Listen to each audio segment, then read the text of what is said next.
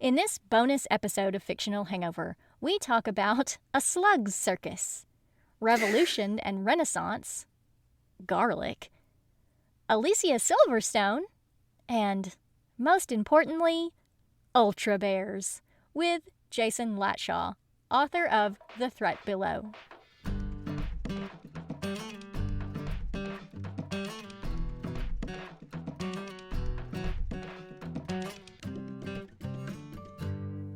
Hey everybody, welcome to Fictional Hangover, a podcast about young adult and new adult books, series, authors, and voice actors that is full of spoilers. I'm Amanda. And I'm Claire, and today we're going to talk to Jason Latshaw. Claire, is it time? It's time. Pew, pew, pew, pew, pew, pew. Would you rather? Yay! It's time for Would You Rather, and this one is even more special than usual because we're joined by the author, Jason Latshaw. Thank you for joining us. Thank you for having me. I can't wait. It's very exciting to be part of a Would You Rather. We'll have to, check with you at the end of Would You Rather to see if, see if you survived, see if you're okay. Because it's serious. What is our first question? Let's start with a horrible one. Yes, On please. social media, we asked, would you rather drink poisoned water or eat leaves and slugs? On Facebook, 40% said water, so 60% said slugs. On Instagram, 39% said water and 61% said slugs. On Twitter, 33% said water and 67% said slugs. And on TikTok, it was 55% for water and 45% for slugs. Yeah. It's gourmet food time. I'm gonna give you the comments. Yes, give us Colin comments. on Facebook said, well, I know the poisoned water is gonna kill me, yeah? Well, it's gotta be slug and leaf time. It's kind of like to chop up the slugs and cook them through, maybe saute them with a little garlic. I know supplies are limited, but there are some things I am not willing to accept, and one of those is a lack of garlic. Sort it out for me, please. Now. It's not established in the book if there's no garlic. You could get wild garlic, so it might be possible. I feel like they don't have garlic. There is no, I can tell you for sure, there is no garlic on top of the mountain. Maybe down below there's garlic, but absolutely no garlic up there, unfortunately. It doesn't I grow can't go to there. the top of the mountain then. How could you do that? How could you deprive them of garlic? You deprive them of so much. Give them garlic. Black garlic. I mean, elephant yeah. garlic. Yeah, there's so many varieties. I don't even know what elephant garlic is. But unfortunately, they are just being deprived of so many things up there. There's a little bit of honey, a little bit of acorns. They don't even have water anymore, so it's a tough life on the top of the Lemons. Do they have lemons? Maybe a nice lemon drizzle? No. That's not going to grow on top of the mountain. No, I don't know. there's no lemons. I'm not Annie. The distant memory of lemons is all about. No, there's nothing. This food does not taste very good on top of the mountain. Well, we know this, but unfortunately the rest of the commenters don't know about this. That's true. Bree Tart on Instagram said, slugs and leaves. Cook the slugs well enough. Make sure the leaves are kind of fresh and dry. Toss in a lot of desperate imagination. And it's like eating a soft taco from Taco Bell. That's incorrect. It's not the same. I have never been to Taco Bell. Crinoline Lefroy on Instagram. Yes. She says, poison water. I could do the leaves easily because I'm veggie, but slugs are slimy. I feel about slimes like Ridiculous Amanda feels about face tattoos. Oh. Is that sick or angry? Because you got very angry when we talked face tattoos. I do not like a face tattoo, so... I'm not a fan either. It could be... Right? No sane person should have a face tattoo. Stop it. Yeah. No. It's not, I don't know. There's something about the permanence of it that really upsets me. I would do a temporary face tattoo. That would be fun for like a day or two. But it's such a decision for the rest of your life. You shouldn't be making decisions like that for the rest of your life. No. Because just imagine what you would actually get tattooed on your face and then sticking with that for the rest of your life. It's not a good idea. I found myself the morning after we had that discussion in the schoolyard looking at other parents, and some of them do have face tattoos, and I'm kind of like, a bit too creepy, so I had to stop. I don't think I've ever seen a face tattoo in real life. Like on an actual person. Oh, I have. Are they going to be listening to this episode where we trash face tattoos? I don't think they're great. I don't think so. I don't think it's the same audience, but I live in Los Angeles, so I definitely see a fair amount of people with face tattoos. No doubt about it. Yeah. Yikes. And I'm just a snob, so... What is another good comment that we need to read? L20Kev on Instagram said, it would have been slugs and leaves, but a few weeks back, I went into my back garden barefoot and stood on a slug hidden in the grass, and it squished between all my toes. I never get that squeamish, but it made me feel sick. It was that sticky and slimy that by the time I got inside, all the twigs, soil, grass, and moss had gotten stuck to my foot and toes. So I looked like I was Groot's cousin. So I pick poisoned water, and I'll drink a tiny bit each day and build up a tolerance so one day I can trick someone like Vizini and Fezzik into a game of poisoned water Russian roulette. Wow. He's really thought this through. Your commenters are very smart. I have to say, like, this is 7, tiers above your normal commenter that I read. So bravo. These are so smart. I'm very impressed. He's obviously very, very traumatized by the experience as well. He must It's actually the same thing has happened to me, actually, and I have to say it's just as bad as described. It's the worst thing that can happen. One of the worst. Yeah, just terrible. Ugh. I took a picture. Did I send you the picture of the giant slug I found in my back garden? You did. The one that you could see like through the window and on the ground from inside your house. It was huge. It was huge. Absolutely massive. And it was the same week that we were reading the book as well. And it's like, this is weird. And I tried to use the picture I took as the picture for the Would You Rather, but I couldn't get the resolution quite so well. And unfortunately, haven't seen it since. I think a bird may have got it. I won't go in the back garden without shoes on at the moment because I've got images of standing on it. Ice might have come and eaten it. Oh, I should have fried it up, shouldn't I? You could, yeah, you should have. Do we want to sing Constance's out? Kind of have to, don't we? I mean, we kind of have to, but I don't know. We need to give you a little bit of backstory. Okay.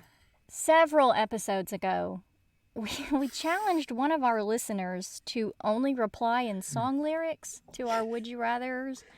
And so she has been. She's been sticking with it, and it's mostly terrible. So here's her comment this time. Claire, do you want to sing it? Oh, I've got to remember the tune.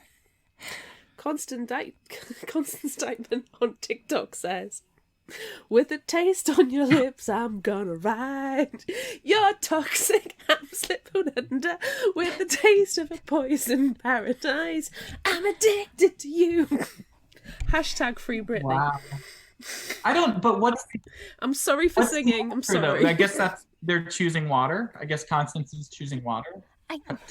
Yeah, I think it's the poison. The poison paradise, I think, that's her clue. Well, if drinking water has a theme song, that's definitely, plus for drinking water, even though it's poisonous, right?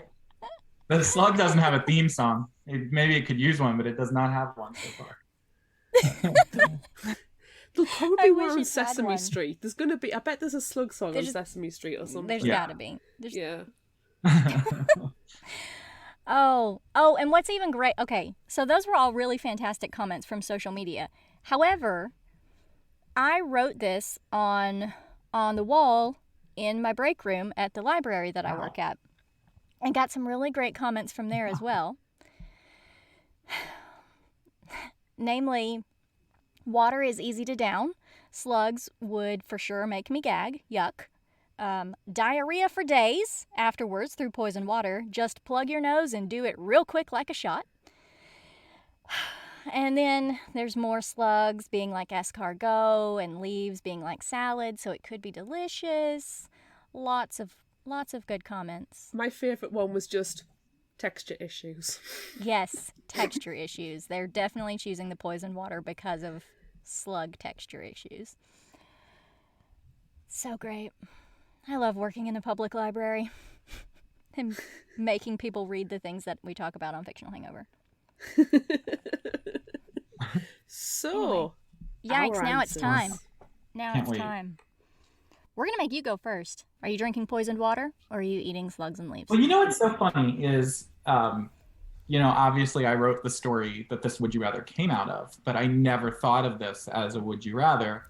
But I have to say, it gave me some very profound insight because I was thinking, water is one of my favorite things in the world, by the way. I love water. It's cold, it's refreshing. I think it tastes fantastic. So if you've got this like really delicious, wonderful short-term joy called water, but in the long term it's going to kill you, versus like a slug, which is totally disgusting, right? But it's packed with protein. It has water in it. So it's kind of like, a short-term purchase versus saving for something over time. It's like, it's like a whole instant gratification versus delayed gratification. But so I have to say, but here's the thing too.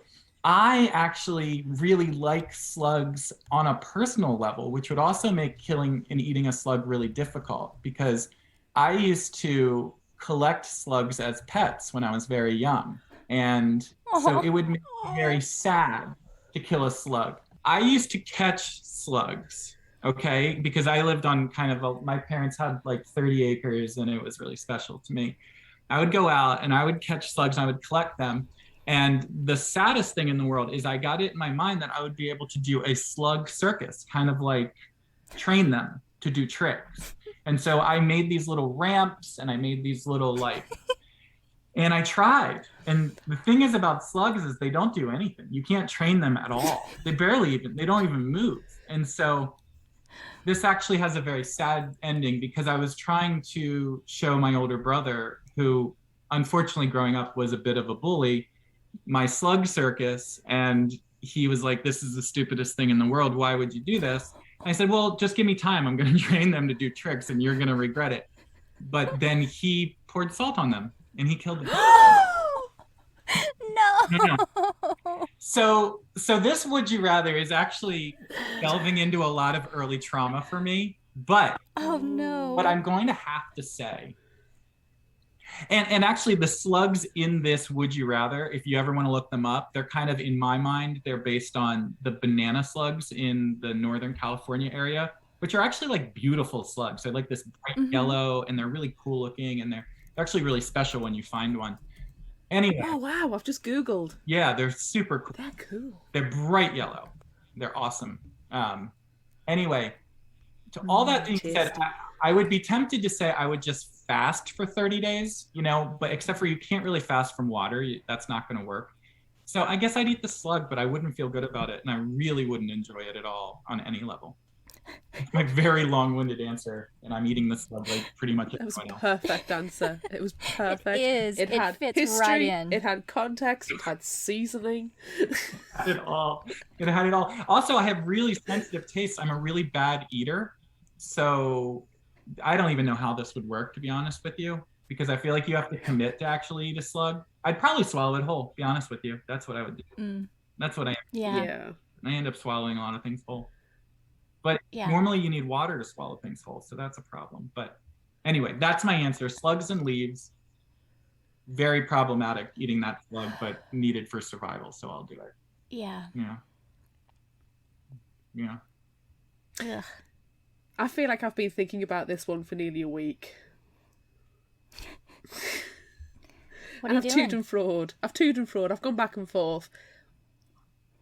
And I think I've committed to slugs and leaves as well, going down the escargot route. I've eaten snails before, actually cooked snails in garlic butter.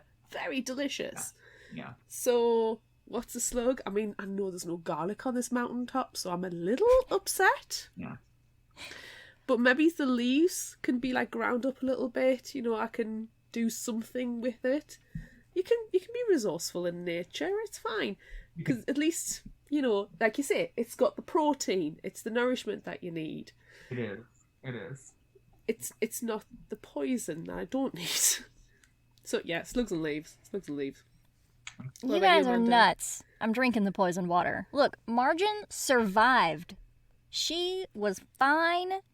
She was able to, you know, rally up against Trenton, collect some guns. She was fine. So Wow. I'm drinking the poisoned water. But Look, I have to say, and this is not a spoiler for book 2, but early on in book 2, you realize there are further consequences for everyone who drank that water. oh my gosh. You committed.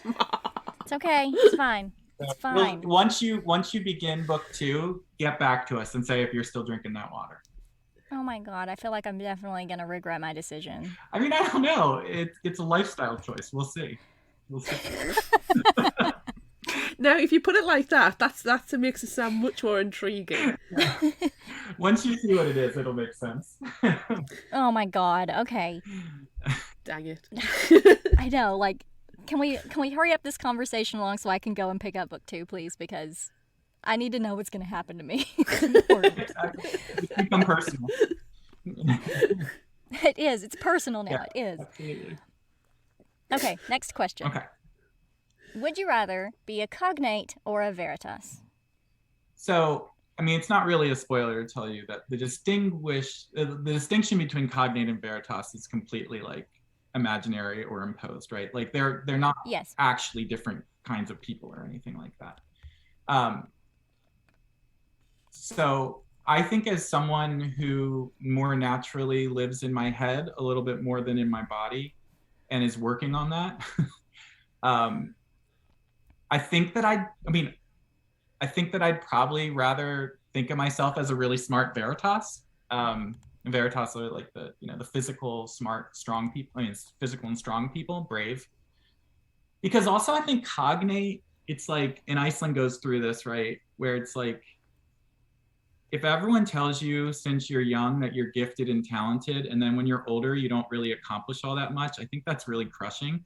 But if everyone tells you that you're not all that smart, and then you actually are smart, kind of feels like that's an easier place pressure-wise to be sometimes. So I think that if I had to choose, like being like an Adirane who's like always been encouraged to be strong and brave, but also is very smart and he knows it because he has that confidence, would be a little easier. I mean, obviously in this society, it would be easier to be a cognate, right? Because you get all the benefits and everything. But some of that isn't true because like they're not even allowed to do physical things. And I think that would be a real bummer. So I think I would choose Veritas because I think they're cooler, and also like, they've got like secret religions under, I just think Veritas are a little cooler and cognate are a little like stifled.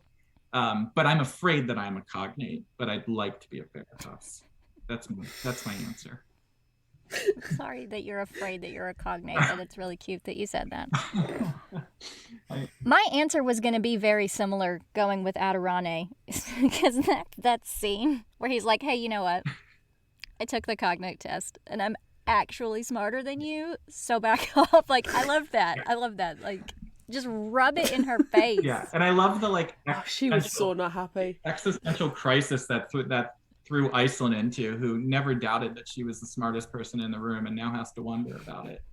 Now you see, I think she got automatically given 20 points for being who she is, the daughter of who she is. And I was like, wait, it's kind of like you've walked into the class with an automatic A, and that A is you to lose, not for you to attain. Where he's walked in and he's attained the A grade, she's automatically been given it. So I was kind of like, well, they're going to find out that was actually a rigged test and you're really not that smart. Because kind of she wasn't that smart throughout the book.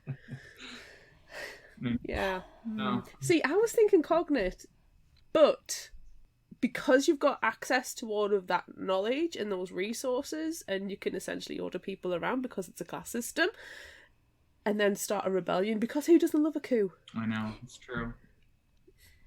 Although recent events recent events here in our country, in America, have made coups seem a little less cool to me. But I agree with you.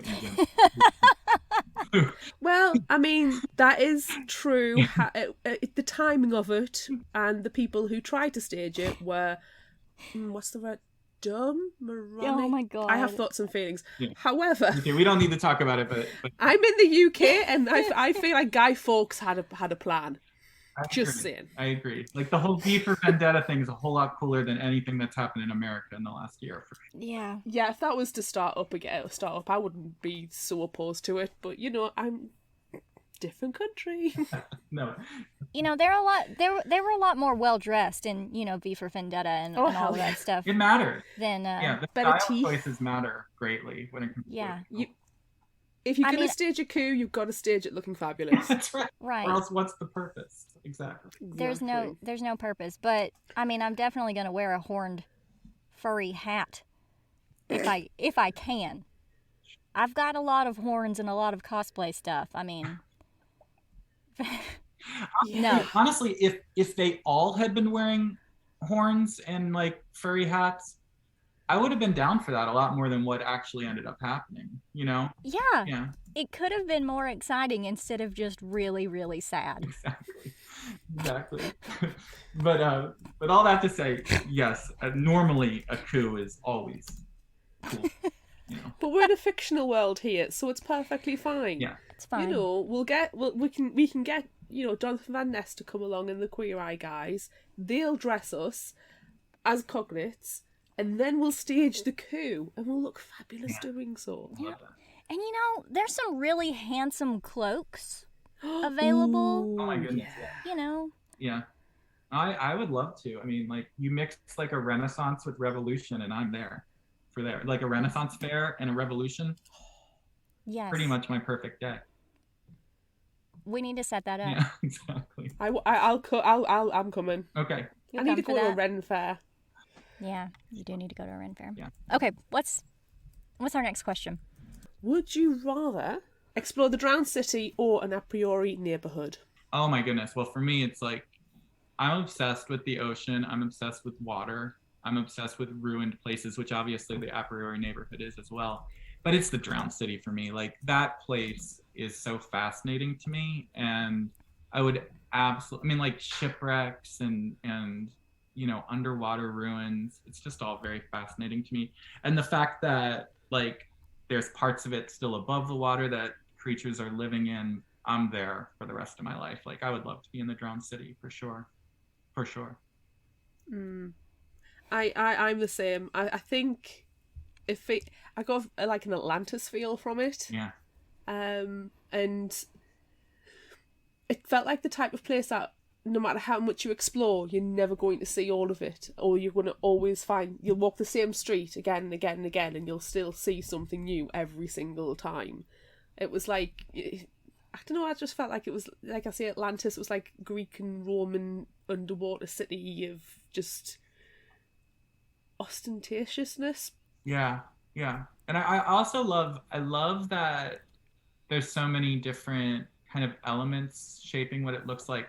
So first of all, it's like it's a city that was made by humans at one point, but now you have all the forces of the ocean kind of like beating against it and changing it, and like salt like crusting on the windows and like seaweed. But then you also have the creatures that live there that are building their own little buildings and bridges and like temples, and it's all just fascinating to me. That I would pay money to be able to.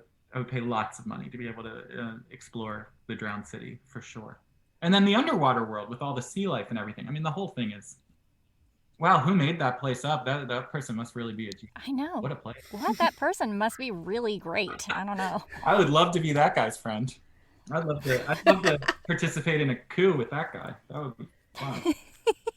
As long as there's capes in that coup, we're fine. What about you, Amanda? Look, I was really fascinated with terrain, exploring the houses, and like getting super excited about the TV and then crashing through the floor and killing a bear. I was into that. Me too. So like I kind of want to explore the neighborhood, especially when Ice and Adirone go into Avashone's house, and they don't know that it's her house, and they're like, oh, there's a record player and there's music and like there's all of this neat stuff, and then they're talking about gods who use hammers. Like, what even is this? Why would you choose a god who uses a hammer? And they're like, I want to use a mixer. Like, I don't know, I just really, really enjoyed all of that. And I was just thinking like, okay, yeah, this is what I'm gonna do. I'm gonna like pretend that I don't know what any of this stuff is, and then just imagine gods ruling with blenders. Yeah. So that's what I want to do. I like it. Yeah. Not a wrong answer, for sure.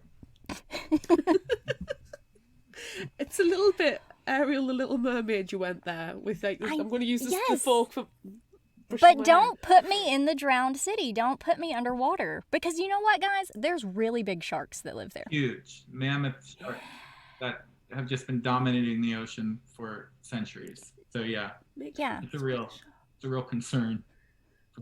Yeah.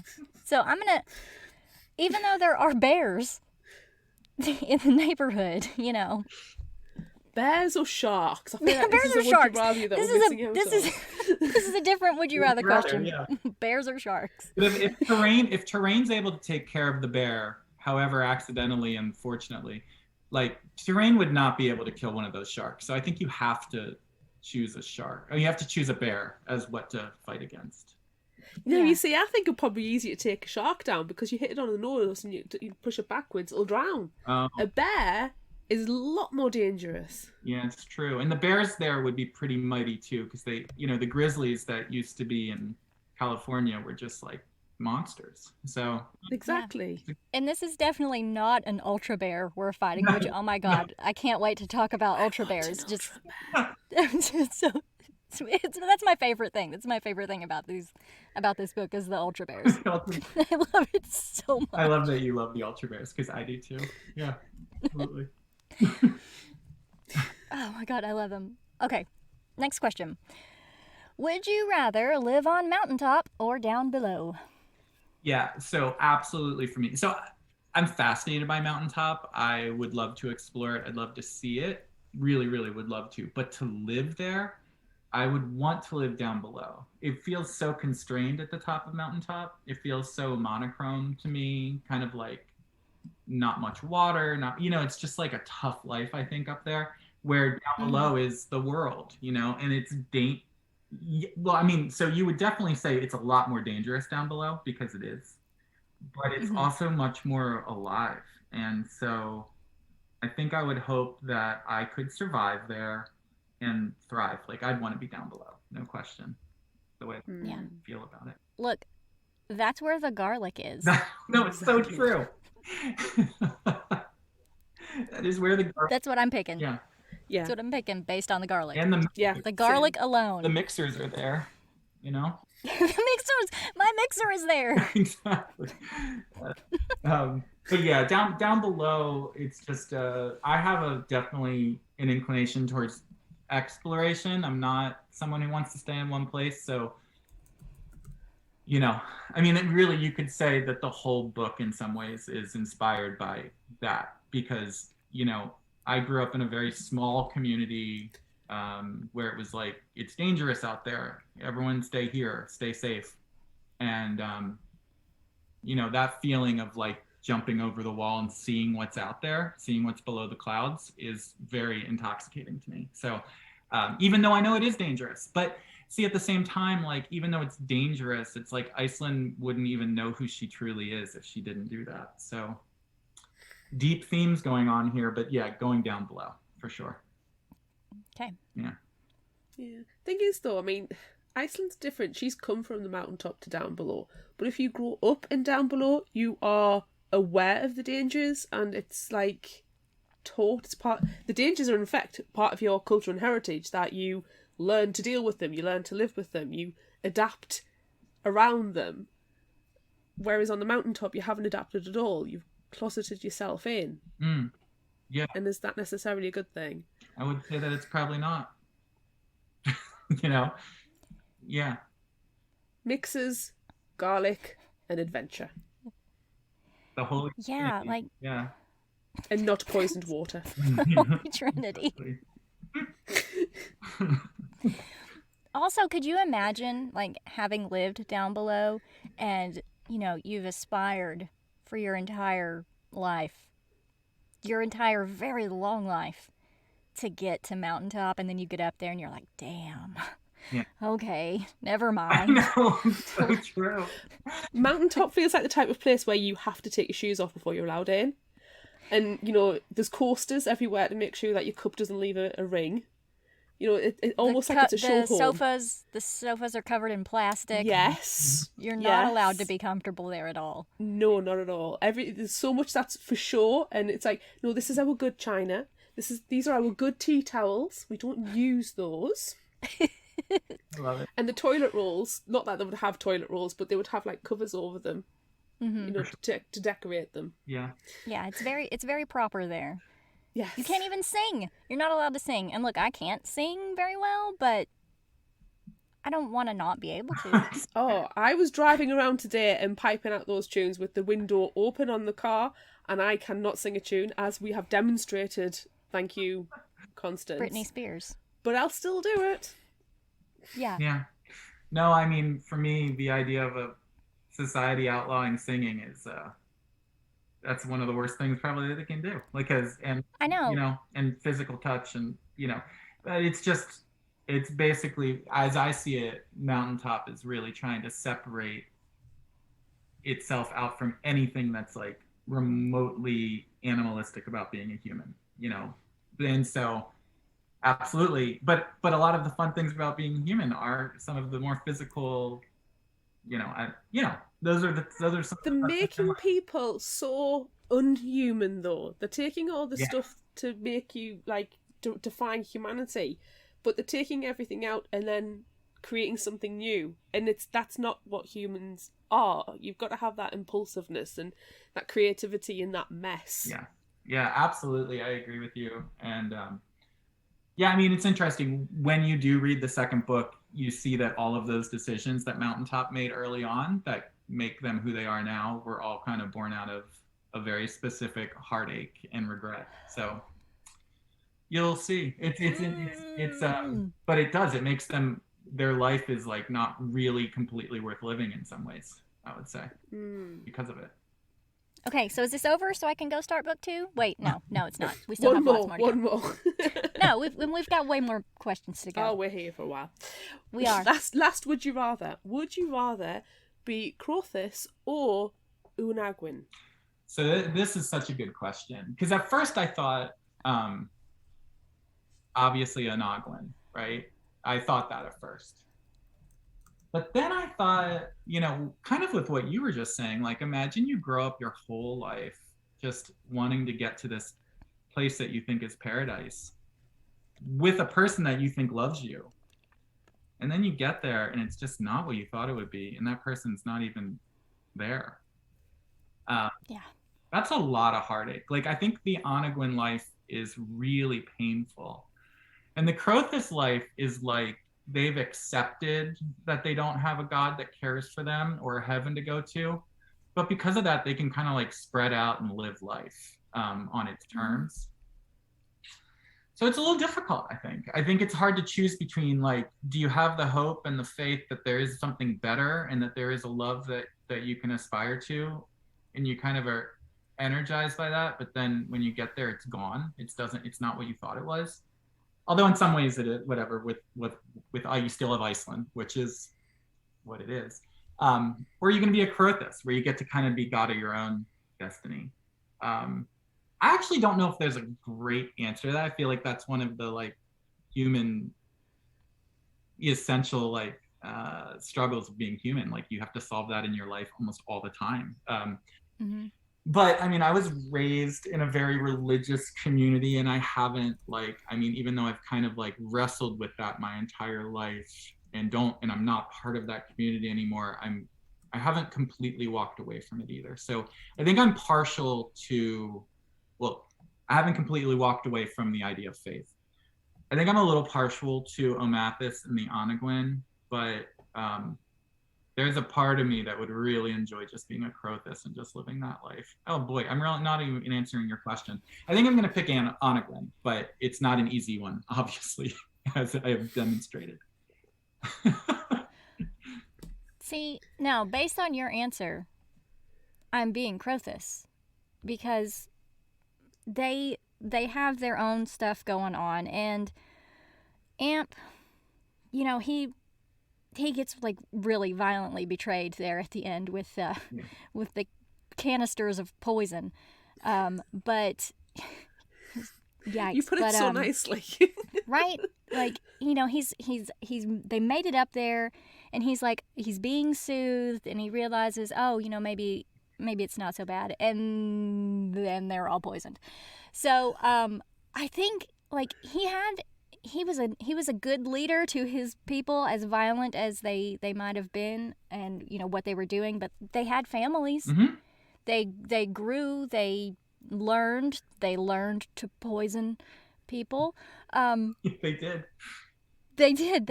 So I mean, I think that's what I want to be. And also, like, I always choose the villain if I can, and you know, there are multiple villainous people in this one, but you know, they're kind of the bad guys for a lot of it. So yeah, it's not bad.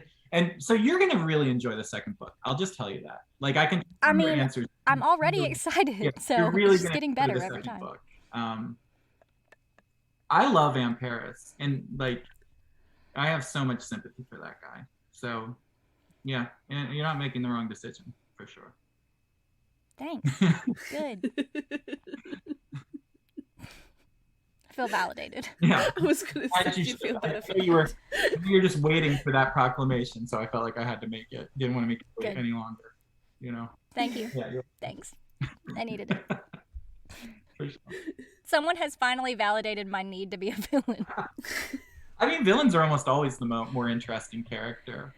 They really are. It just means you'll have an excellent backstory. Yeah. Right. Yeah. Like, and he lived through some crap, okay? Yeah, and he really did. I mean,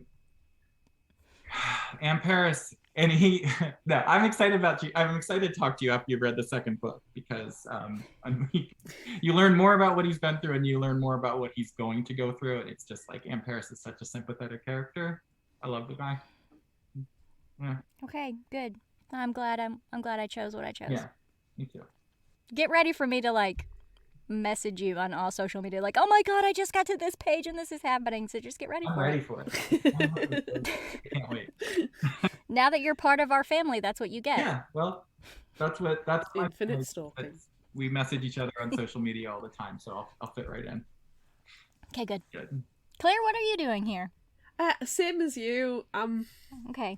More inclined towards the villainy in this piece than. Yeah, it just seems more interesting to be a Crothis than any other, because, yeah, just exactly what you're saying, just reiterating what you're saying. And to be fair to you, Jason, you sold me, so thanks for that sales pitch. Like, also, you know, if I get up there and I'm up on Mountaintop and I'm, you know, having a battle, if I just accidentally got to rip Trenton in half, I'd be okay with it. Of course. Oops. Accidents happen. The world would be better off. So I think it's interesting because I actually think Trenton is a villain that nobody likes, in my opinion, so far at least. And like, I do think that like Paris is a villain that you can very easily like, but Trenton is one that's just like, I just think he's awful. You know, anyway. I don't think anybody would be upset to see Trenton ripped in pieces. No, not at all. God, I cannot. They're exactly the kind of people that live to be like 95 years old. So that's just the way it is. I'm thinking bear or shark. Yeah. Let them decide between the two of them. But Trenton does not die early, unfortunately. Come on. He sticks. We need a rewrite. Yeah, a rewrite. We do. We just send out some errata. Yes. Sorry, page 1, chapter 1. This happens. Please continue with the rest of the story. Give me some notes. I'll give you a customized version. That's what we need. That is really what we Alternate need. what if universe. What if Trenton dies on page 1? Oh, it'd be so great. Yeah.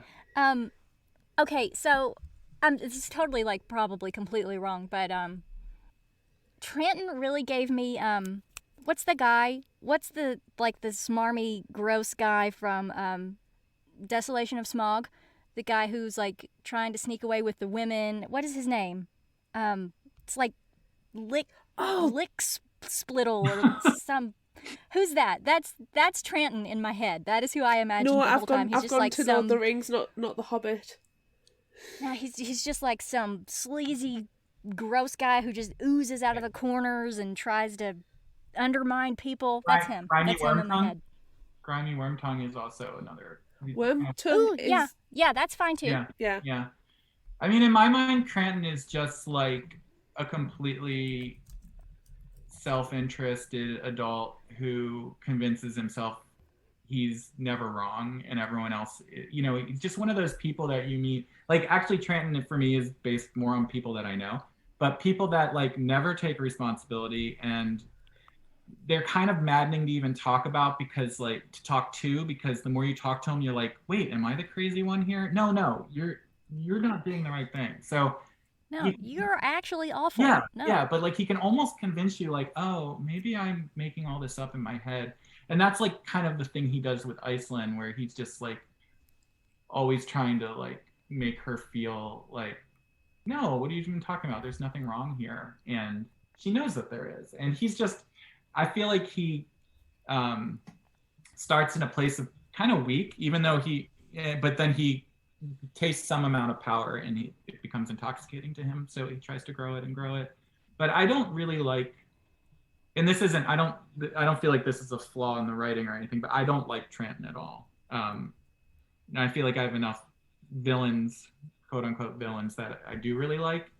But Trenton is someone that I just really, but I think he's authentic to a lot of people that I feel like I've interacted with. So that's why, he and Nicholas both are just characters that I cannot stand. But oh man, Nicholas is such a spineless wiener. Yeah. I couldn't. He's the worst. But that's a sign of a good writer, that you can write someone that people hate so much. I mean, not even like hate in a way that they love, like Hannibal Lecter. It's like, no, you just hate him. Right. You just hate him. You just hate him. Yep. Exactly. See, I like those. Well, I like those characters, but I like feeling that when I'm reading a book, I like to hate. If I'm going to hate somebody, I like to just straight up hate them. I don't want to have sympathy for them. I don't want them to have a redemption. Yeah. I hate one of the worst things for me in a book is where they have this horrible bad guy that you hate and hate and hate, and they're like, oh, well, he's got these reasonable excuses for being this horrible, and now we're going to give him a redemption story. I'm like, no, I just want to hate the guy. No, exactly. I agree with you. And I don't want to speak badly of it, but like, I wasn't crazy about the prequel to Hunger Games stuff for that reason. It's like, I just want to hate President. Oh, you should hear our episode. Yeah, we that is one of the books that we have covered that we both legitimately hated. Yeah. Normally, like, there might be something that we find that we don't really like, but we're able to pluck out things that we do enjoy and, actually have a good conversation about it. But my gosh, did we hate that book. I just don't even understand. I don't know. It's like, I really don't like speaking badly of other writers, and I think Suzanne Collins is wildly talented. Like, I love the Hunger Games books, but that choice of just taking Snow and making, I just don't even understand why do it, because we already know how the story ends. You know what I mean? It's like, right. If you wanted to tell this story differently, the time's passed for that now. I don't know. I don't want to get into it, but I think this is sounding a lot like the stuff that we've said. Yeah. So I think we have similar the same thought processes on it. Yeah. No, but I think it's important to point out, like, not everybody gets redeemed. Like, some people are just awful all the way through, and then they die, and that's just the way it goes. It's almost like they're trying to instigate a nature-nurture debate, and some people are nasty by nature. They're just nasty. They're not taught to be nasty. They're just nasty. Right. and you can't give excuses. I mean, there's a lot of behaviour that takes place that is nurture, but it's given a lot of excuses. Stop giving excuses. It's not the case. Just let people be, fictional characters be evil. Yes. Like, don't let real people be evil. Try to fix that, but... Garbage people need to stop being garbage people, but fictional Right. garbage people can stay in the trash. Yeah. Absolutely. I agree with you. We don't need to redeem everybody. Exactly. We really don't.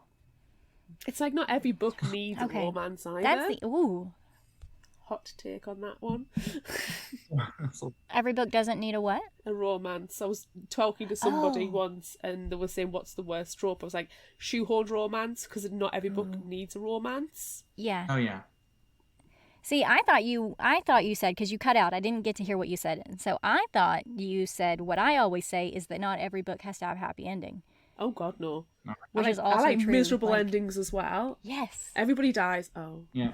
Sad face. Give me that. No, I agree. I like it. Okay. Wow, what an ending to Would You Rather. That was Wow, I know. Goodness. That was great. Really. Let's swish our capes around. Yes. Turn to the camera, back to the camera, and then dramatically stride off. Yes. Perfect. This is what I'm doing right now? That's what we can all do right now. But when you come back, you have to be wearing your horns and your furs. Oh, okay. Yeah. Well, that might take a little while because those are being custom made in the Himalayas. I just need to do some Amazon priming. Give me 24 hours. Oh, okay. Okay. So let's talk about other stuff. Okay. I know that we sent you the questions ahead of time. And we asked you things like, where'd you get the idea for this book? But I really want to skip ahead. Okay, let's do it. To the Ultra Bears. I want to skip ahead to the Ultra Bears and the Ultra Lions because I need to know. I need to know why. Why? Why? Okay, actually, I'm glad you asked. Because I do think it's hilarious when like Iceland finds out that these ultra bears are just literally raccoons, and she's like, "This is like an adorable like furry thief. Like, what are you even talking about? This isn't scary." And so, so I worked in corporate America for a while. I worked for J.P. Morgan Chase in marketing, and right out of college, so I was jaded already, and was like, this life sucks. Although I worked with good people, like I had friends and stuff like that. I don't want to, but there's a lot of drudgery in that work. There's so much drudgery. And I just noticed that like people would infuse the language with so much heroism. Like, they'd say like, oh, we need to meet in the war room to figure out a battle plan. I was like, we're talking about credit cards here, guys. Like, this is not, we're not heroes. But they would also say like, I'm going to need you to, be the general on this project. I'm going to need you to play point while I run interference. Like the language would be so mythical sometimes. And I just started to think that like, I think there is a desire in humanity to be heroes and like to be these legends and to be up against like dragons. But yet the life we've created for ourselves, we've taken ourselves out of the food chain. We don't really need, like, we can have a passable life by driving to a building, sitting in a cube all day, typing on a computer, and then going home, which is anything but heroic if you think about it. And so I think that the human instinct is to like build up what we're doing to still seem somewhat mythical and amazing. So the idea there is, the Veritas, they are hunters, they are proud of themselves, but at the top of the mountain, there's really nothing amazing here. And in fact, the reason they're at the top of the mountain is they've kind of given up the battle against the real predators. And now they're just, so I feel like the Veritas, to feel good about themselves, need to pretend like, oh yeah, we're still hunting bears, we're still hunting lions.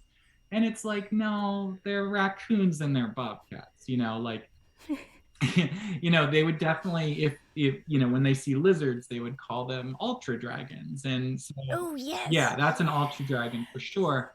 And to me, it's like, it's an ego thing to pretend that you're still a hero when you clearly know that you're not. You've given up the battle. You've given up any aspirations to actually be brave. There's nothing dangerous around, but you don't want to admit it. So that's where the idea behind like ultra lions and ultra bears came from. It's them trying to convince themselves they're still heroic, you know? Oh my gosh. Yeah. It was delightful. Like, I remember like reading that bit and then messaging Amanda because she'd read it before I had and went, "Are the ultra bears raccoons?" And she's like, "Yes, yes." I was like, "That's just friggin' amazing." And now I want one. Thank you for appreciating that. One thing that I liked about that too is, you know, they kind of set up ultra lions and ultra bears, and in a lot of other books, that would be a legitimately scary creature. And in this book, there are scary creatures. So if I was reading this book and I was like, "Whoa, an ultra bear, like what is that going to be?" So I just think it was really fun that it's just literally a raccoon, which is Just a not raccoon. dangerous at all, you know? And yeah, that Adirane is exposed for that, for kind of really overblowing what they've been doing all along in the Veritas community when they go hunting. There's no danger in what they're doing. Yeah. None whatsoever. But again, okay, so I came from a small religious community, and even that, it's like we would have like, I don't know, there'd be like a Christian rock band that wasn't very good, but like everyone would be like, "Guys, this is like, if you like Led Zeppelin, this is your band. Like, this is as good as Led Zeppelin." Like, I just think when you've chosen to like take yourself out of the actual whole world, there's this thing where you have to pretend like the things that you're stuck with are just as good as the things you've left behind, and they're just not. You know, it's like, this isn't Led Zeppelin. Who are you kidding? You know, that kind of thing. But This isn't Led Zeppelin. This is a raccoon. this is a raccoon. This is not a grizzly bear. It is a raccoon. Let's just admit what we're dealing with. And you know what? Raccoons are cool on their own, but don't pretend that they're grizzly bears, because they're not. No. Yeah. No. Yeah. Is there anything that you were thinking of as you were writing it, as you were creating these non-scary beasts, that you kind of thought, "I'm going to put this in," but then it didn't work for the story, or you really wished you could have got it in somehow? Well, you know, I think that I did play around with the idea of like lizards and crocodiles and stuff like that, you know, because but it didn't really work because of the lack of water on the top of the mountain. Like, it just, I don't know, I felt like it was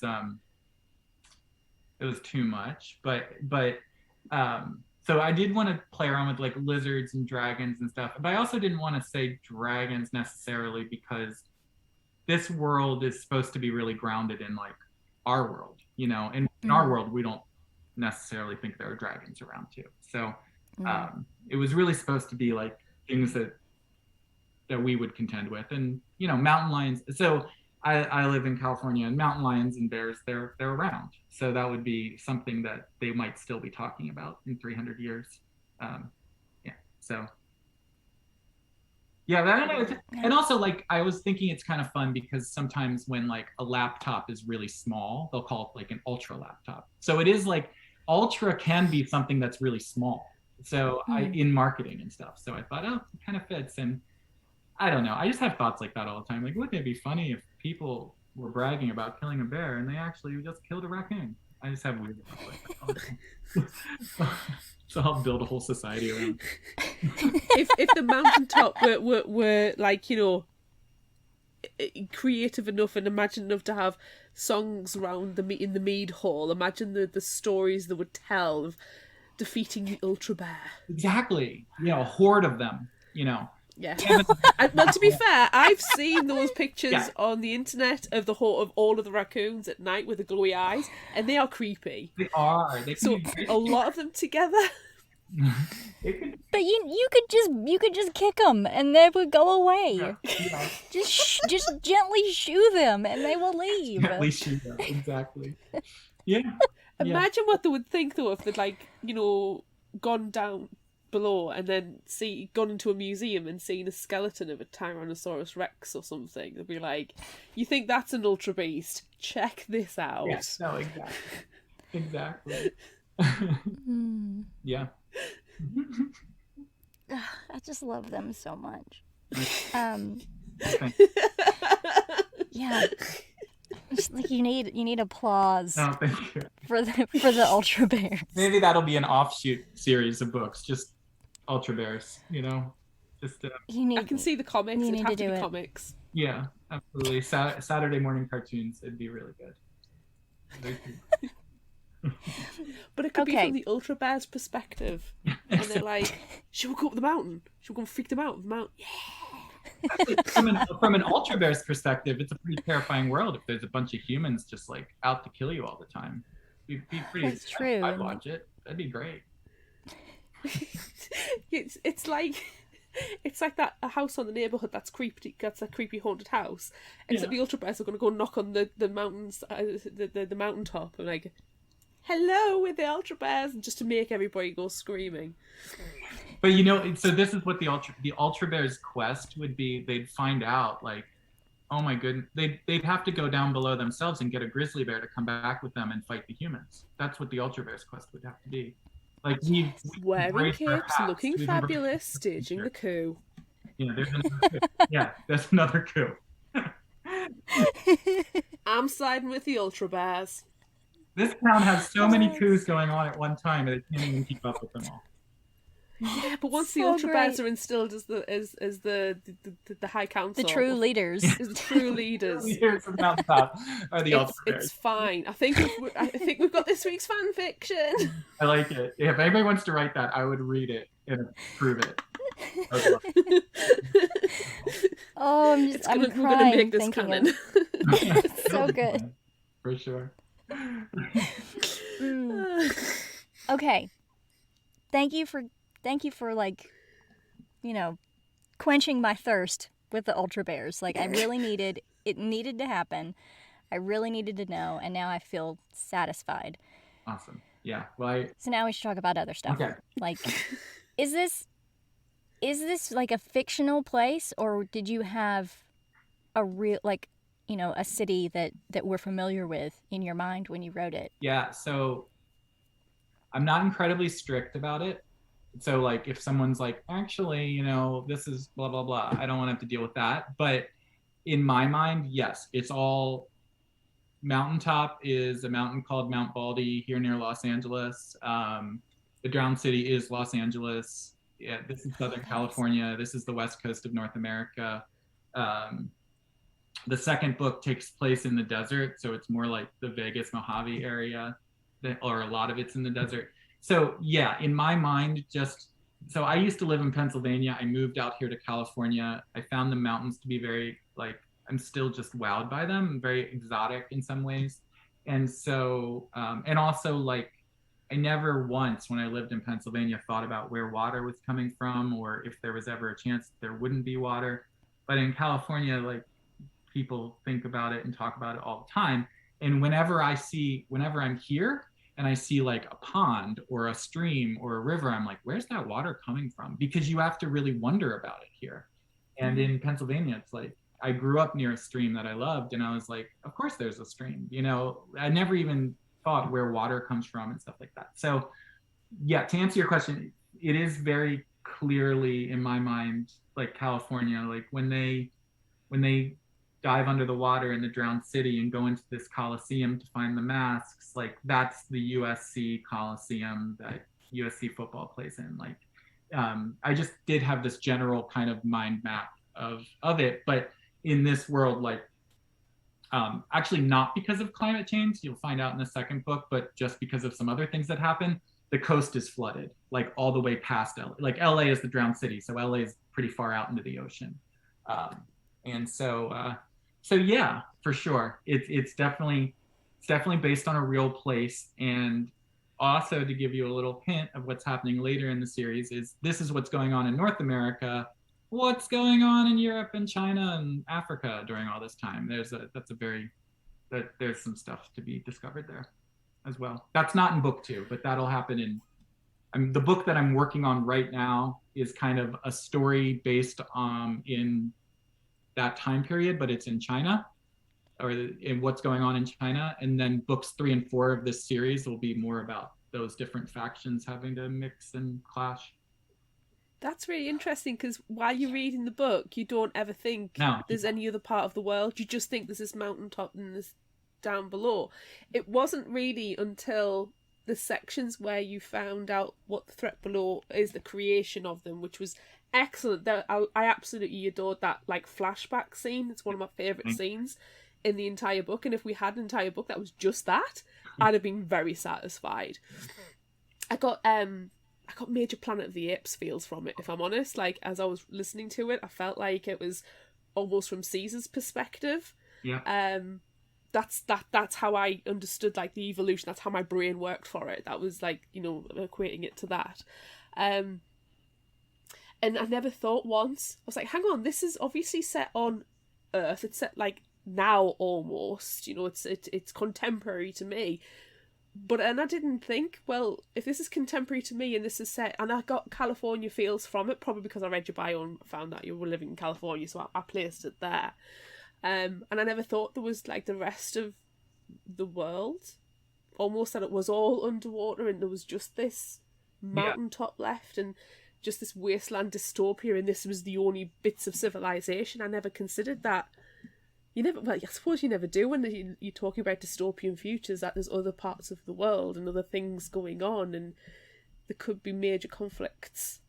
No, exactly. And it's because the first book is written very much from the perspective of Iceland and the people who live in Mountaintop, and then also the creatures who live below. And from their perspective, there is no one else. And so that's why it kind of grows a little bit with the second book, and then a lot after that. In a pretty organic way, which I like. But yeah, it's interesting because like the world is big, and so with these dystopian, but that's why I kind of loved, you know, I geek out over maps and stuff, and like seeing like the Hunger Game districts mapped to the United States. I'm always like, ooh, that's Louisiana. That's so cool. There is nothing better than opening a book and then seeing a map on the inside. I know. Hello. I know. I love maps so much. So.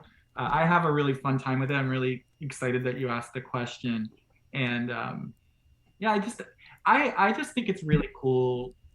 I love the idea of like taking this very familiar world that we all live in and like spinning it a little bit in a way that we can all think, I can kind of see that happening, and all of a sudden it becomes like a fantasy world that is actually very intriguing in some ways. Like I wouldn't really mind living there. So, I mean, in some ways, I guess I don't know how long I'd survive, but anyway, yeah. So it is based on Los Angeles, Southern California. You know, because I'm a visitor here, just as much as anybody else. So I'm constantly amazed at how alien a landscape it is versus what I grew up in. That's really cool. I don't live there anymore. I've moved back home to Arkansas, but I was thinking like, is this Seattle? Yeah. This feels like feels like Pacific Northwest. It's a West Coast feeling for sure. Yeah, absolutely. And in fact, the whole idea for the book came from, and I know we skipped this question, but the whole idea from the book came from, I love hiking here and I go on hikes often. And sometimes during like May, June, what's called the marine layer comes in off the ocean. And it's just like a thick line of clouds that just make the mountains that I'm hiking on look like little islands where they're higher than the clouds. And I could never get over how cool that was when that would happen. And I just started thinking, what if this is all I ever knew? Like, what if I never knew what was below these clouds? Like, what if for some reason people told me it was very dangerous and I wasn't allowed to go down there? Wouldn't that be interesting? And then I thought,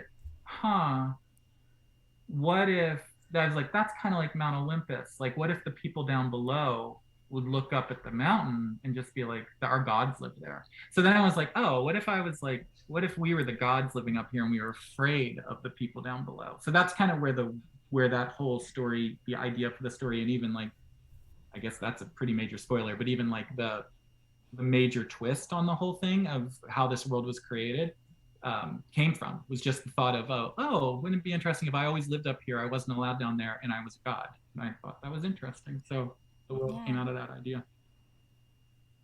It's really cool. Then you threw in the Ultra Bears. Oh, well, then Sorry, Amanda.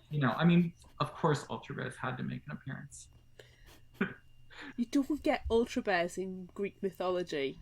No, And that's a damn shame to Greek mythology. It's a real oversight if you think about it. Yeah, it really is. It's probably why their civilization fell.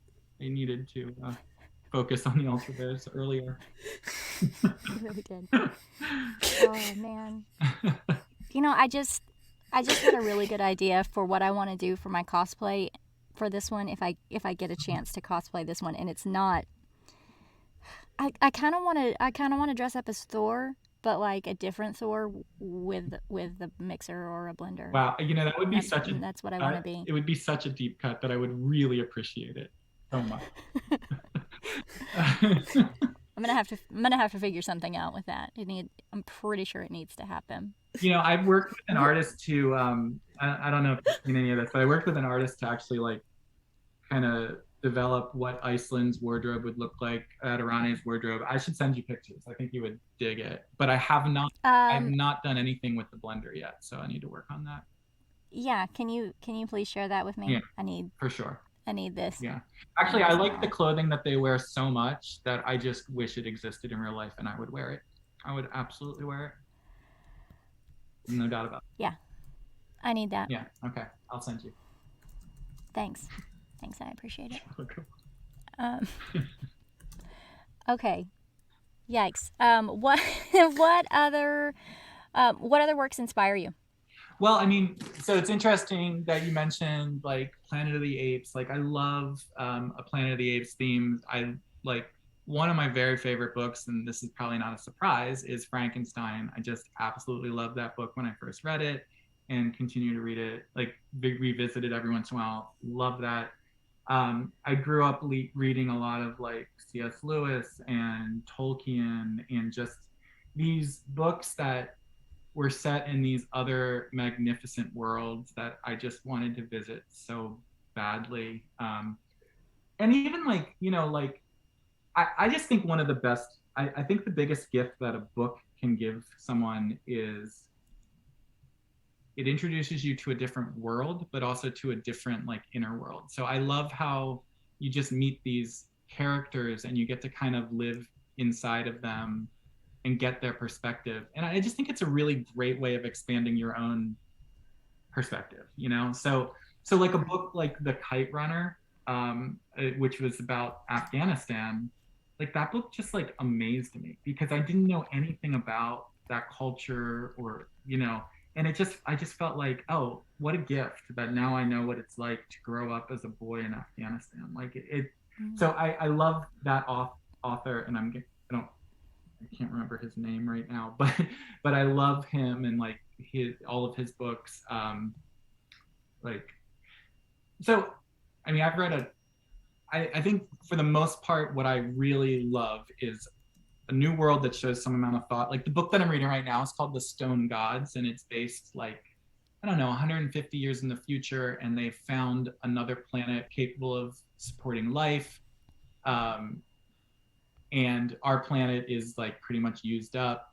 But there's just like so many little touches about this world that it's so interesting. Like everyone's allowed to fix their appearance at a certain age, which has all these implications for their whole culture. And a lot of them are very bad actually. Like, but and everyone's like very good looking, but like they were even saying it's like a small note, but they were like, oh, you can tell this guy's confident because he fixed himself in his 40s. Like he could have looked like a 20-year-old, but he's confident enough to look like a 40-year-old. I just thought, I don't know. The things about like, I just love those kind of things. That level of thought in a book just really excites me and makes me like pause for a second and think, that's a really interesting thought. Like I don't really read philosophical treatises or anything, but when people manage to work that kind of stuff into a story, I really appreciate it because I love thinking about those things.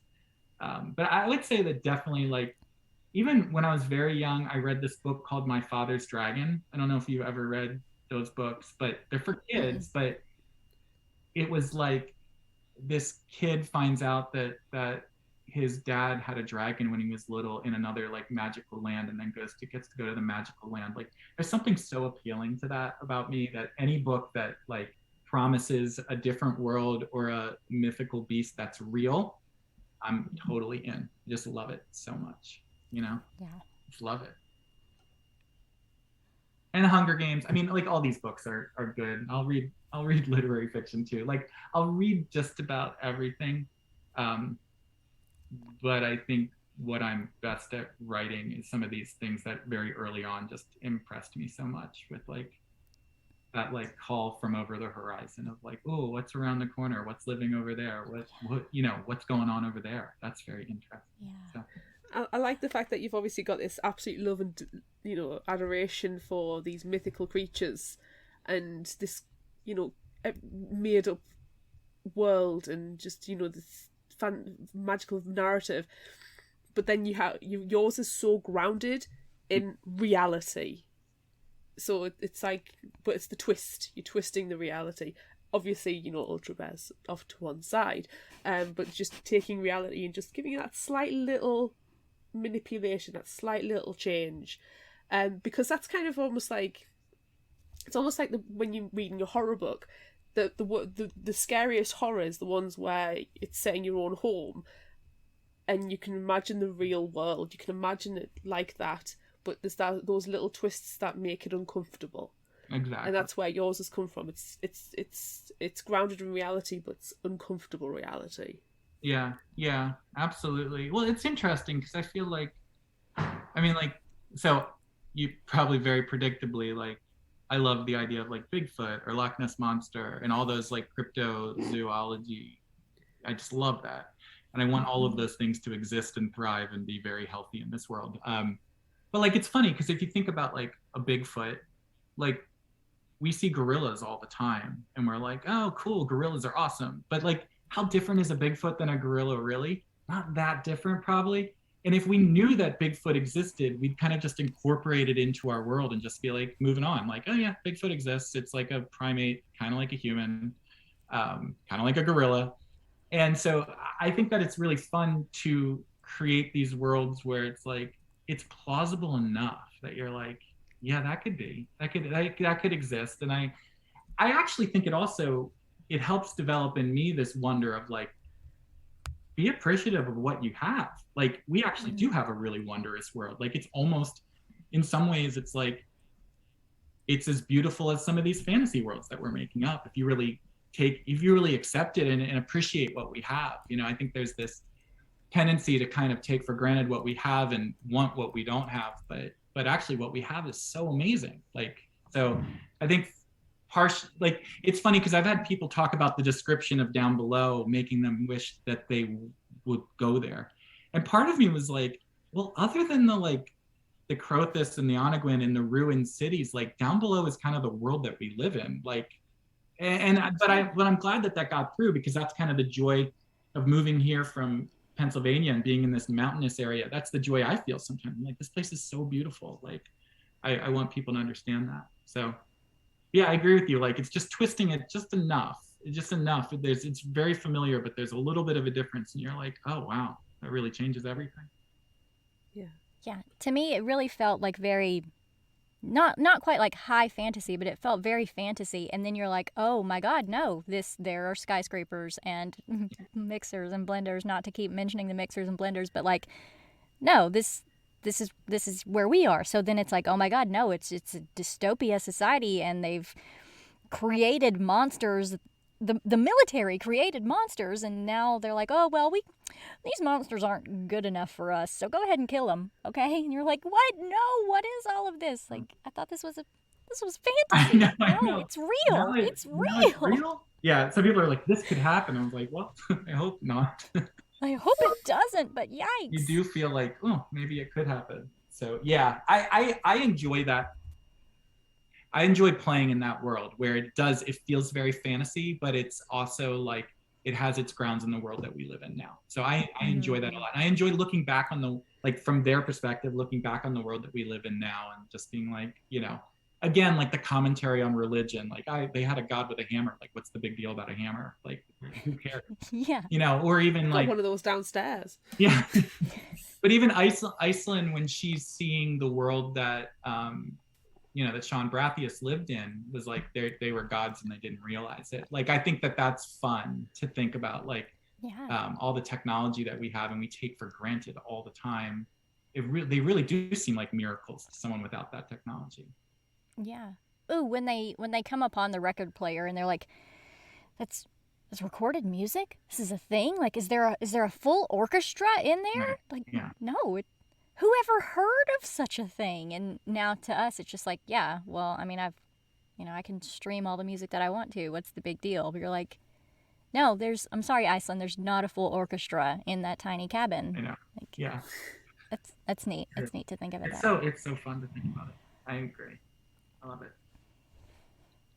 Me too. Thank you. I like it. I like it a lot. So what you said you're working on a similar project to the Threat Below. Is it the third book or is it an offshoot? So it's tell us more about that. It's based in the Threat Below universe. But so the Threat Below and Gallery of Mothers, those are long books, right? Like 450, 500 pages. And so, I have a third book and a fourth book planned for that story. But what I'm working on right now, along with the third book, is more like a 200-page kind of standalone story that's just like sci-fi and fantasy, and it's basically it doesn't have any characters that are in Threat Below or Gallery, but it's introducing new characters, and it's what's going on in China and Europe. And then in books 3 and 4, some of the characters from this book that I'm working on now will appear. So it's kind of like bridge between the beginning half and the second half. It's just a story I'm excited about. I think it's a really good standalone story, kind of like a weird, beautiful story just to tell on its own. That sounds really cool, and you're gonna, send us arcs of that, right? Absolutely. Right? Yeah, because send us more things, right? Need more Ultra Bears. That's what I expect all of the notes to be. When I'll say, yes. Right. Why aren't there more Ultra Bears? But it wouldn't be appropriate, Ultra Bear. It would be. It would be. But no, yeah, absolutely, I will, and I'm excited about it. It's the normal, like the standard series books are so long and they take me a long time to write. It's kind of fun to write like a single story, doesn't jump to a bunch of different people and worlds and stuff like that. So yeah, that's exciting. Yeah I'm excited. Thank you.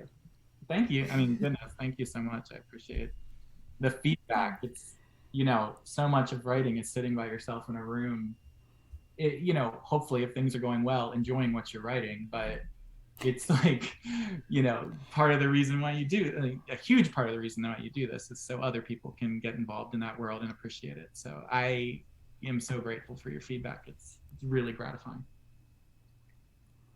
Cool. Thank you. I feel like we do need to say, though, we both, just so you know, hated Iceland's guts out. Oh my God. Fair. We did not love Iceland. I loved how sarcastic she was, and like everything that she's, going through is really interesting, but I couldn't get past the fact that she put Adirane down so much for believing in a god, and then she just but now I am a god. Like, how can you be so hateful to Adirane with his beliefs, and now you're calling yourself a god? It's the exact thing that you were just like talking to him about. So that bothered us. But to be fair, she had been raised believing people believed in God were very stupid, and then she got information, which was that she was a god, so she had to like change her opinion a little bit. No, I mean, listen, I love the idea of an atheist thinking that she's a god, and filtered through a very young teenage mind.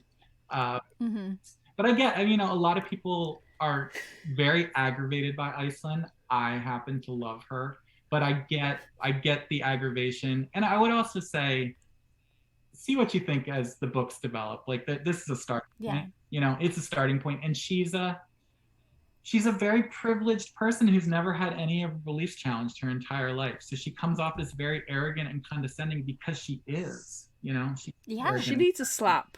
Yeah. and she, I had to stop reading as soon as she declared herself, when she was saying, taking the mickey out of his religious beliefs. I mean, I'm not a religious person at all.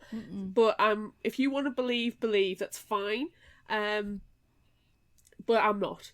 And the way she was there, but I'm not going to take the mick out of somebody for having a religious belief, because I think everybody should be allowed their own personal, mental spaces, etc. But then to turn around and go, yeah, I'm a god now, I was like, oh my god, I need to slap her. You can't. It was because I think it was just such an about face, and it really aggravated. I think I stopped, and that must have been another one of those angry all caps tweets messages to Amanda going, she's a god now, she's a god, I'm gonna slap her, and she's just laughing her head off at me. Yeah, I was. And like we said earlier, it takes a good writer to make you feel that way about a character. Yeah. And you want to know what's going to happen to her. You're like, is she really a god? Is this actually going to happen? What's going to happen in the next one? Well, Amanda, go and read the next one right now. Go and read the next one. I'm slapped off her pedestal. But that's it. Her narrative for me, and it was done purposefully. She's selfish. Oh, yeah. She's completely selfish because that's how she's been brought up to be, and she's so self-absorbed that she doesn't understand that her words are hurtful to other people, and that's exactly how she's been brought up to be. And like was said earlier, the scene with the testing and, oh, I'm the smartest, nobody's beaten my score, oh, look at me, aren't I so clever? It's like, yeah, I got one more than you, love. Ha. No, I love Apriori. That was so satisfying. So it was like, yeah, well, I needed to be brought down. She needs life experience. She does. She's the type of person I've met who needs life experience. She needs to grow. Yeah, and a lot of the things that Iceland will say, like when she says to Adirane, I don't believe in your God, or when she's disdainful towards his religion, to Iceland, it's as matter of fact and just basic as saying water is wet. She doesn't even know it's controversial. She's just like, well, yeah, of course I'm a cognate, I'm smarter than you. This isn't even she doesn't even think, oh, this might be an upsetting. So that's part of her journey, is figuring out, oh wow, maybe water isn't wet like I thought it was. Maybe the water is poisoned. Yeah, maybe the water is poisoned. Maybe the water is poisoned. Exactly. So I think that it's I get the aggravation with Iceland, and I actually kind of enjoy it a little bit because she's very headstrong too. She's and she also doesn't make a tremendous effort to take care of people around her. So I think that frustrates a lot of people. She can be really she looks after herself. Entitled. Yeah, she looks after herself. She does. And she But it's so great because she's not like any other main character that you read, every other YA girl is, she's doing the exact same thing, and she's wanting to, she wants to make people around her feel happy, even if that's to her own, her own detriment. That's not how Iceland is. No. And now she's a god, right. Which, it's awesome, but yeah. Right. Yeah, exactly. What is and then it gets even worse because she's found this new family, which that's something that we love in books, is found families. So she's found this new family, and then they're pretty much all killed. Yeah. No. So what are you gonna do next? Right.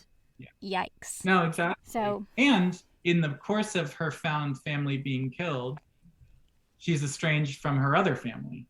You know what I mean? Yeah. So the other two people that she loves more than anyone else. So, I mean, Iceland, she's going through some stuff for sure. She is.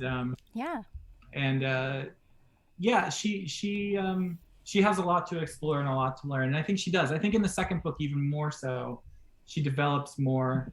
I think it's interesting too. It's just it's a fun exploration of what is a god even? Iceland so quickly says, I'll be their god. And it's wait, hold on. Are you qualified? How does that work? How can you just be a god? Please detail your You're 17. experience. What are you thinking? What's your 3 strengths and weaknesses to be a god? Yeah, exactly. You don't even have a mixer or a hammer. But I do think it's partially... Have you fought an ultra beast and won? Have you? She's an ultra god. She's just a tiny little god. But the thing is too, I think it reveals a certain amount of ignorance. She hasn't. It's not like she's some theologian or something. She doesn't really even know anything except for that it's stupid. And so when she says she's a god, she probably doesn't even she doesn't even understand all the implications of what she's saying. Where Adirani does. Adirani's like, hold on, wait, you're thinking you're gut. Wait a minute. Teenagers do not take her seriously, which I love. It's like, yes, okay, Iceland, they're there, but they're there. It's okay. Yeah. You don't really know what you're even talking about, so this- you just go right on. Exactly. They condescend to her, but the condescending don't condescend to her. And it's like you say a lot of the time, Amanda, when I start raging over like the protagonists, some of their actions they're taking, they're only teenagers. Yeah. Well, I remember They're being babies. a teenager very clearly, and there were many times where I could maybe be thinking I was a god in one way or another. I mean, it's such an interesting mix, though, because you're full of anxiety and self-loathing, too. But then there are just these moments where you're like, yeah, the world revolves around me and everything that happens emanates from me. So, I think definitely with Iceland, there's a lot of that going on because, I mean, she thinks all of humanity at the highest point in the world belongs to her family by right and by birth. So how is she not going to take that into all of her interactions, Yeah. So. Yeah. Is it really bad? And I mean this with all the love in the world, but at points, I kind of got an Alicia Silverstone in Clueless feel from her. Like, and I say that I love that movie and I say it with all love in my heart, but it's like, when she's sometimes just sitting there and just twirling the hair and going, but I am a god, or the world does revolve around me. And when everything doesn't work out exactly how she's expecting it, she's like, oh my god, this is, well, I'm a god, but that's not right. And then she has to do a makeover on somebody to make herself feel better and change them so they then work for them. And I know it might sound completely ridiculous, but I got a lot of movie feels from this, like I said earlier about like having Planet of the Apes in there as well, but I got like a Clueless Alicia Silverstone feel from her. Yeah, I like that. It wasn't a comp that I was like working off of, but I enjoy it. I mean, I love that movie. So who knows? You watch these things, you never know how it ends up in the stew. So for sure, maybe there is some Alicia Silverstone. Yeah. For sure. And she grew in that movie as well. She grew did. from being a self-absorbed person to realizing that the world doesn't revolve around her. Yeah. Absolutely. Well, and you could make the argument that she was trying to be God by changing, the younger girl, changing her whole personality, transforming her into a lovable creature. So maybe She had she her was devotees. Yeah. She was setting people up with each other. She was pairing them off. She was godding all over the place. She really was. She was. So she was godding all over the place. This is a retelling of Clueless, if you think about it. But set in a dystopian future.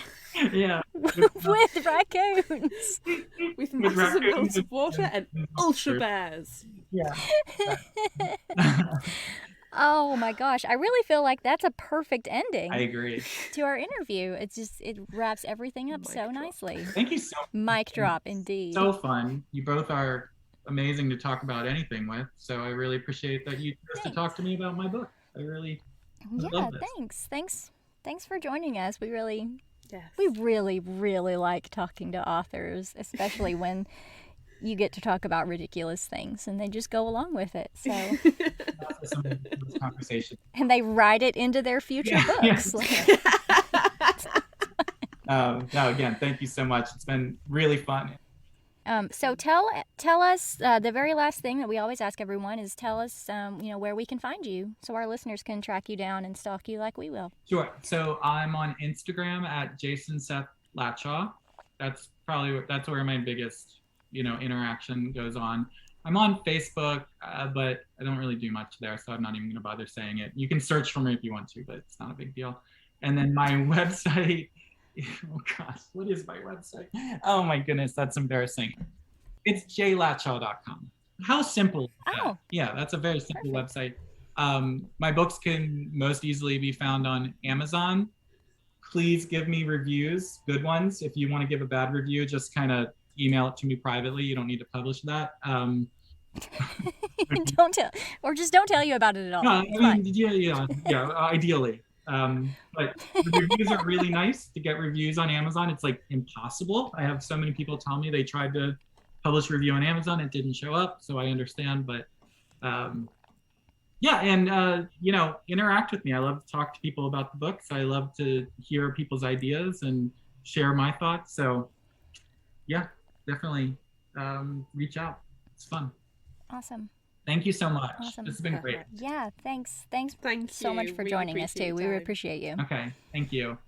All right. Thanks, All Jason. right. All right. Bye. Bye.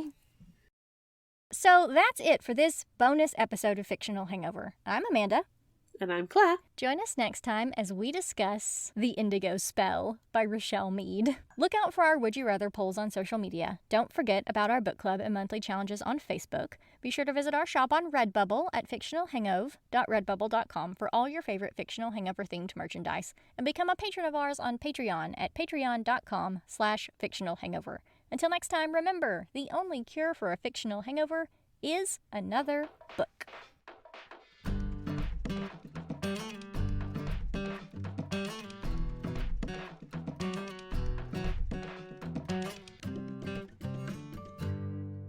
You can find us at fictionalhangover.com, follow us on Instagram at fictionalhangover, find us on Facebook at facebook.com/fictionalhangover, and on Twitter at fictionalhangover, no ER.